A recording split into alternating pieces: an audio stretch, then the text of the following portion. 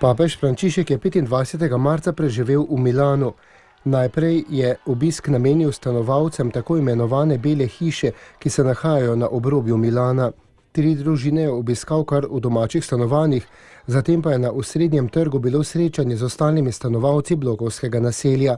Zahvaljujem se vam za vaš sprejem, jim je dejal papež v krajšem pozdravnem nagovoru. Vi ste tisti, ki me sprejemate na vhodu v Milano in to je zame velik dar, vstopiti v mesto in pri tem srečati obraze, družine, skupnosti. Moje duhovništvo, kot tudi duhovništvo vašega župnika in drugih duhovnikov, ki tukaj delajo, je Kristusov dar. A stkali ste ga vi, vaši ljudje, svojo vero, svojim naporom, svojimi molitvami, svojimi solzami. To vidim v znamenju štole, je dejal papež Frančišek, potem ko so mu izročili štolo, ki so jo okrasili domačini. Spregovoril je tudi o Marijini podobi.